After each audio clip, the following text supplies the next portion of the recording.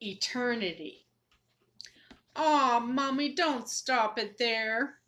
Crystal shut off the apparatus that linked to the annals of history, which allowed her sleepy 6-year-old to experience in a three-dimensional way what her life had consisted of before her daughter was born. Please, Mummy, I want to see what else happened when you and Daddy met in person for the first time after the resurrection. What did it feel like to be one of the first couples married under the new order of the ages? Janissa, hush now.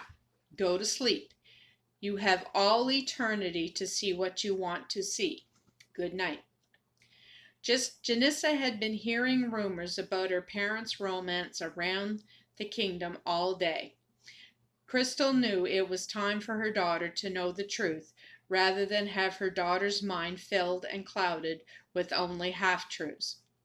Crystal did not like to have to look back into the past, but the past could never hurt her again, for the present and future was such a joy to behold, nothing could make her sad ever again. As a last attempt at staying awake a little longer, Janissa added, "Is Uncle Robert Thomas Newcomb coming to visit again soon?" "Yes, tomorrow." "Oh, goody! Then I'll hear firsthand from where my name came, and why he wrote the book Janissa." "Shh! Will my pet tiger scare Uncle Robert Thomas Newcomb?" "No, dear.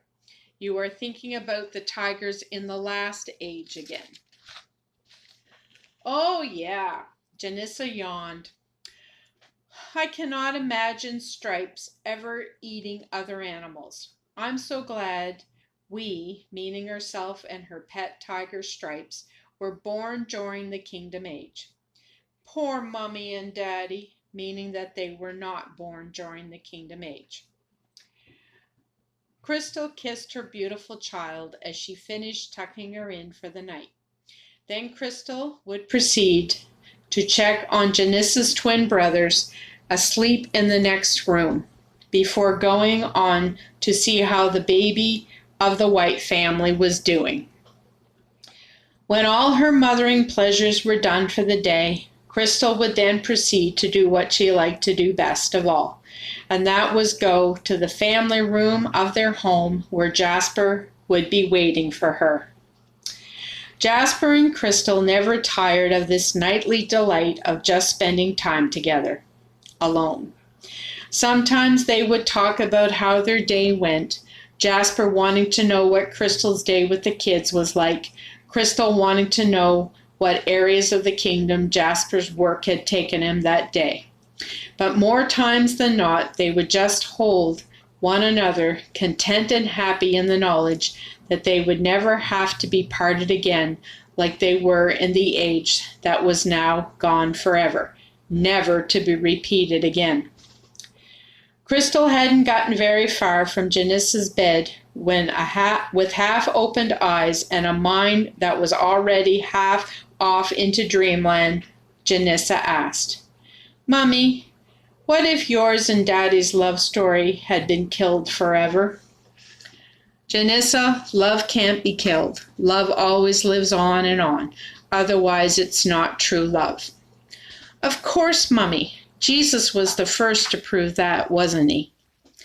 Crystal nodded in agreement. She was so undescribably happy in the knowledge that her children would never have to go through the sorrow that the last age had brought upon mankind because of mankind's willingness to follow the devil and his way for a time. Instead, her children would grow up under the blessed peacefulness the Lord had always intended his creation to experience, had they not been disobedient in the first place.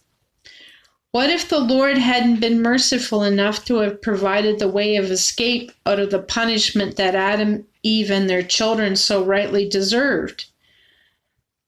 How sad that so few had accepted God's great love in sending his Son to take the punishment of sin for them.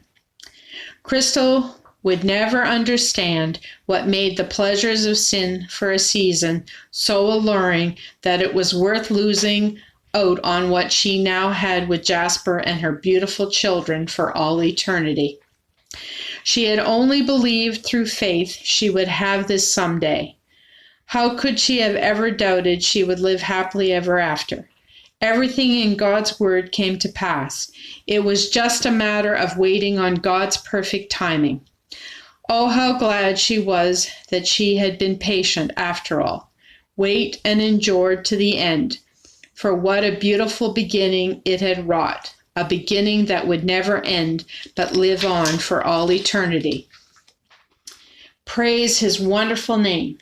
Jesus, the only begotten Son of God, for what he had done, for what he does, and for what he will do.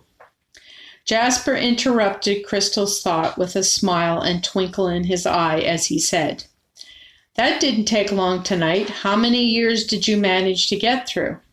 "I stopped on Resurrection Day." "Oh, you stopped at the best part, the part where you leave me hanging on my marriage proposal for 1,000 years until you hear it straight from the Lord's mouth that I am truly your perfect mate." "Now, don't exaggerate. It was only 500 years. Jasper and Crystal burst out laughing as they relived their courtship days.